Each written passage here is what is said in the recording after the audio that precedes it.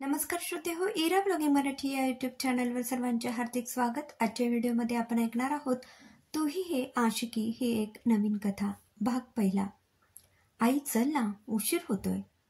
किती रे घाई तुला? नवरदेव गुडघ्याला बाशिंग बांधून तयारच आहे। मी तर म्हणते तिथेच माळा टाकून घ्या आणि येताना तिला गाडीतच घेऊन येऊ। काय मस्त आयडिया आहे। मी शेरवानी घालू का? चल गुपचूप। अरे कधी मोठा होणार आहेस तू? मुलगी पाहायला जातोय आपण। त्या लोकांना तू सोज्वळ, समजूतदार आणि शांत वाटायला हवा। जो मी नाहीच तो कशाला वाटून द्यायचं? जाऊ दे। मी कसा दिसतोय? छान दिसतोय। चल आता। सूरज लग्नासाठी मुलगी पाहायला जात होता। आत्तापर्यंत बऱ्याच मुली बघायला गेलेला। खरं तर त्याला लग्नाच्या बाबतीत अजिबात गांभीर्य नव्हतं। सूरज म्हणजे कॉलेजचा बॅड बॉय कॅटेगरीत मोडलेला। कट्ट्यावर बसून टिंगळटवाळी करणं, मजा करणं, प्रोफेसरच्या नाकीनऊ आणणं हे त्याचे छंद। पण परीक्षेत मात्र नेहमी टॉप असल्या कारणाने त्याची सगळी पापं धुतली जायची। इतकं असूनही कधी कुणा मुलीच्या नादी लागायचं नाही। अर्थात मुली त्याला प्रेमपत्र पाठवत ते वेगळं। सूरज चांगल्या कंपनीत चांगल्या पोस्टवर रुजू झाला। लग्नाचं वय झालं, पण अजूनही तो बॅड बॉयच होता। मुलगी पाहायला गेल्यावर काहीतरी आगाऊपणा करणं, मुलीशी बोलायला पाठवल्यावर तिला बोलून बोलून हैराण करणं त्याला आवडायचं। आणि सगळं करून मला मुलगी आवडली नाही असं तोंडावर सांगून तो मोकळा व्हायचा। त्याच्या लेखी हा सगळा नुसता टाइमपास होता। आई वडिलांच्या हट्टापायी निदान तो मुलगी पाहायला तरी जायचा तेवढं नशीब। सूरजची लग्नाबाबतची कल्पना वेगळी होती। लग्न झालं म्हणजे मर्यादा आल्या, जबाबदारी आली। त्याला ते नकोच होतं। आयुष्यभर स्वतंत्र पक्षी बनून त्याला उडायचं होतं। त्यामुळे जी मुलगी त्याला कसलीच आडकाठी करणार नाही अशी मुलगी त्याला हवी होती। तिकडे कोमलच्या घरी अगदी थंडपणे सगळी तयारी चाललेली। कोमल एका शेतकऱ्याची मुलगी, दिसायला सुंदर, नाजूक, गव्हाळ रंग। शिकण्यासाठी ती शहरात आलेली आणि आपलं इंजिनिअरिंग तिने पूर्ण केलं। त्याच शहरात एक छोटीशी नोकरी करून घराला हातभार लावत होती। वडिलांचा अभिमान आणि आईचं काळीज होती। मुलगी असून मुलाप्रमाणे सर्व जबाबदाऱ्या पार पाडत होती। पाठीशी 2 बहिणी होत्या। त्यांचं शिक्षण, त्यांची लग्न, वडिलांचं कर्ज या सगळ्याचा विचार ती करत असायची। सतत गंभीर असायची। घराच्या काळजीपोटी आयुष्याचा कुठलाच आनंद ती घेत नसायची। तिला मुळात लग्नच करायचं नव्हतं। आई वडिलांसोबत राहून घराला तिला हातभार लावायचा होता। पण आई वडील कसले ऐकणार? त्यांनी तिला समजावून मुलं बघायला सुरुवात केलेली। पण तिन्ही मुली त्यांची जबाबदारी ही घेणार, पैसेही माहेरी देणार। वडील साधे शेतकरी असल्याने काही देऊ शकणार नाहीत अशा नानाविध कारणांनी त्यांनी अनेक नकार पचवले होते। अशात आई वडिलांना जास्त चिंता वाटू लागली। जवळपास 10 नकार पचवल्यानंतर बघण्याचा कार्यक्रम म्हणजे त्यांना ओझं वाटू लागलेला। आई शांततेत पोहे बनवत होती। आता त्यांचा पाहुणचार करायचा, उदो करायचा आणि खाऊन पिऊन उद्याही लोक नकार कळवणार। नुकसान मात्र आमचंच होणार। आई चिडचिड करत होती, पण आईला माहित नव्हतं की कोमल हे सगळं ऐकते। कोमलला खूप वाईट वाटलं। मुली ओझं असतात असं म्हणतात ते काही खोटं नाही असं तिला वाटू लागलं।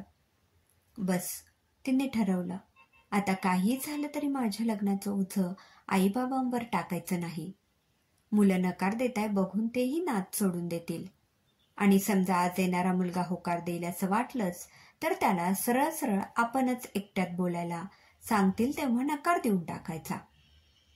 सूरज आणि त्याचे आई वडील घरापाशी आले। खेडेगावातील एक छोटंसं घर, अंगणात गाई म्हशी बांधलेल्या, आजूबाजूला शेती, जवळच एक विहीर, असं सगळं वातावरण। सूरजला मित्राचा फोन येतो। सूर्या कुठं मरायला गेलाय? मुलगी पाहायला आलोय। समोरून मोठमोठ्याने हसण्याचा आवाज। गाव की छोरी? लगे रहो लगे रहो। अबे ओ, लाजला की काय? फोन ठेव. आई सूरजकडे बघून डोळे वटारते तेव्हा तो गप्प होतो.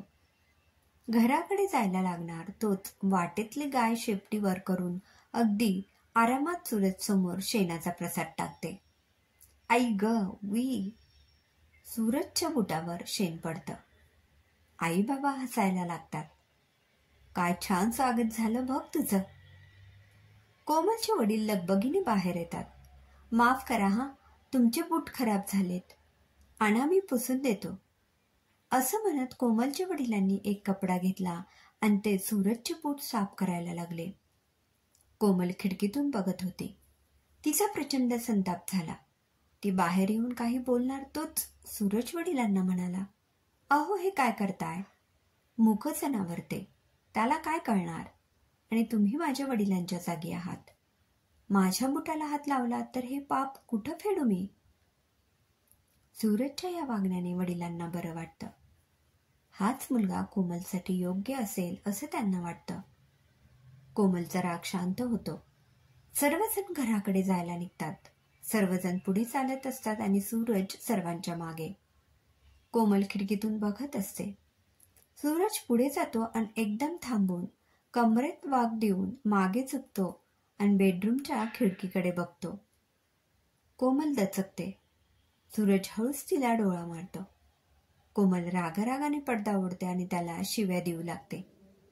आगाऊ कुठचा, आपण कुठे आलोय, कसं वागायला हवं, काही भान आहे की नाही? अशा मुलाशी लग्न, निघ. सूरज आणि त्याचे आई वडील घरात गेले. आईच्या चेहऱ्यावर उत्साह नसला तरी वडील मात्र प्रत्येक वेळी नव्या आशेने पाहुण्यांकडे बघत.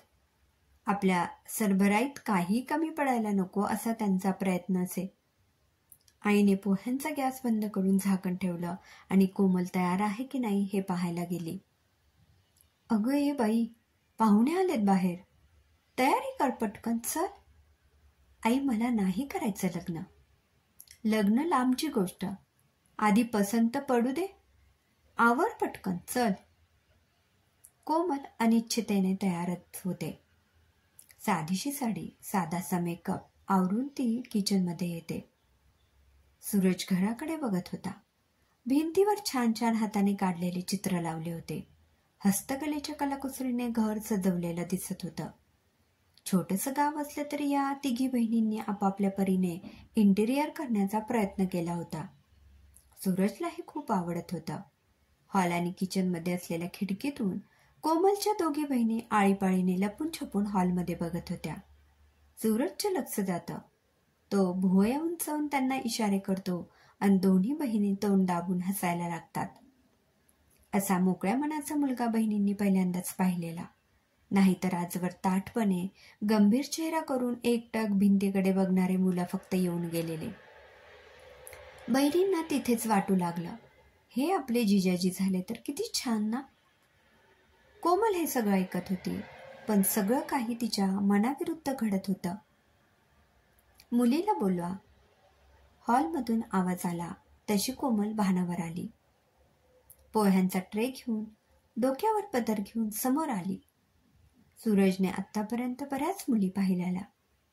कुणी लाजत असायचं, कुणी घाबरलेलं असायचं, पण कोमलच्या डोळ्यातला आत्मविश्वास, तिची तेजस्वी नजर आणि हृदयाला जाऊन भिडणारे भाव सूरजने पहिल्यांदा बघितले होते. आपला माणूस समोर दिसल्यावर मनाला जो थंडावा मिळतो ना, त्याची अनुभूती सूरज घेत होता. कुटुंबात जुजबी बोलणं झालं. सूरज आणि कोमलला बोलायला बाहेर पाठवलं गेलं. घरासमोर एक शेडमध्ये 2 खुर्च्या टाकलेल्या होत्या. कोमल सूरजला तिथे घेऊन जात होती, पण सूरज बिचकत बिचकत चालत होता. मघाचा गाईचा प्रसंग अजूनही ताजा होता. कोमलला ते समजलं आणि गंभीर विचारात असलेली ती एकदम खळखळून हसायला लागते. सूरज तिच्या गोड हसण्याकडे बघतच राहतो. दोघेही त्या शेडमध्ये बसतात. सूरजमधला बॅड बॉय जागा होतो. मग लग्नानंतर कुठे जायचं फिरायला? कोमल ही काही कच्ची खिलाडी नव्हती. तिनेही तोडीस तोड उत्तर द्यायला सुरुवात केली. माझ्या माहितीत एक गोशाळा आहे, तिथे जाऊयात. सूरज बघतच राहतो. त्याला वाटलेलं की या प्रश्नाला कोमल गोंधळून जाईल, पण झालं उलटच. काय? जायचं ना? लग्न करून मग जायचं की आधीच? सूरजची पुरती विकेट पडली. आज पहिल्यांदा मुलगा लाजला होता आणि मुलगी डोळ्यात डोळे घालून प्रश्न विचारत होती. सूरजला असं बघून कोमल मुद्द्यावर आली. हे बघा, विनोद बाजूला ठेवूया. मी स्पष्टच बोलते. मला लग्न करायचं नाहीये. ओहो, कुणी आवडतं वाटतं? नाही. माझं कुटुंब तुम्ही बघितलं असेल. वडील शेतीत काबड कष्ट करतात. शेतीचं कर्ज आहे डोक्यावर. 2 बहिणी आहेत. त्यांचं शिक्षण, लग्न. माझ्या शिक्षणात बाबांनी बरेच पैसे खर्ची घातले, पण या दोघींची शिक्षण करणं त्यांना अवघड जाईल. परिणामी त्यांचं नुकसानही होऊ शकतं. मला कायम माझ्या आईबाबांसोबत राहून त्यांना आधार द्यायचा आहे. सूरजने कोमलचे एकाच वेळी 2 रूपं बघितली होती. एक मिश्किल आणि दुसरं जबाबदार. सूरज तिच्या प्रेमात पडला होताच, पण त्याचं मन मान्य करणार नव्हतं. ठीक आहे, मग आपण जाऊयात. दोघेही उठतात. कोमल पुढे असते आणि सूरज मागहून चालत असतो. नकळत त्याचा हात त्याच्या ओलसर डोळ्यापाशी जातो. हे काय होतंय असं? सूरज मनाशीच बोलतो. कोमल पुढे चालत असते. काहीतरी आपलं दूर जातंय. काहीतरी हातातून सुटतंय. काहीतरी चुकीचं घडतंय हे त्याचं अंतर्मन त्याला सांगत असतं. त्याच्या तोंडून अचानक बोललं जातं. 1 मिनिट कोमल. कोमल मागे वळून बघते. 2 मिनिटं, मला जरा बोलायचं आहे. आता काय? प्लीज जरा जाऊया ना परत तिकडे. कोमल आणि सूरज पुन्हा त्या जागेवर जाऊन बसतात. कोमलला प्रश्न पडतो, हा काय सांगणार असेल? हे बघा, खरं तर मलाही लग्न करायचं नाहीये. म्हणजे मी अतिशय स्वच्छंद माणूस. मला कुठल्याही बंधनात अडकायला आवडत नाही. लग्न झाल्यानंतर मुलांचा झालेला उंदीर मी पाहिलाय. माझाही तो व्हावा अशी माझी मुळीच इच्छा नाहीये. आणि तुलाही लग्नात इंटरेस्ट नाहीये. तुला तुझ्या घरची जबाबदारी उचलायची आहे. मग आपण दोघांनी लग्न केलं तर? काय बडबडताय? दोघांना लग्न करायचं नाहीये म्हणून एकमेकांशी लग्न करायचं? हे बघा, आपलं डील असेल. तुम्ही माझ्या आयुष्यात डोकवायचं नाही आणि मी डोकवणार नाही. मला मित्र, लेट नाईट पार्ट्या, ट्रॅव्हलिंग हे सगळं आवडतं आणि मित्रांसोबत हे सगळं करायलाच मजा आहे. बायकोला प्रत्येक ठिकाणी मुरवायला मला जमणार नाही. मग याने मला काय फायदा? फायदा हा की तुला पाहिजे तेव्हा तुझ्या घरी येता येईल. पाहिजे तेवढे दिवस राहता येईल. नोकरीकडून सगळा पगार तुझ्या घरी देता येईल. एकदा लग्नाचा शिक्का बसला की तुझे आई वडील चिंतित राहणार नाहीत. आणि मी स्वतः तुला तुझ्या माहेरी मदत करायला सांगतोय म्हटल्यावर तुझे आई वडील ते नाकारणारच नाहीत.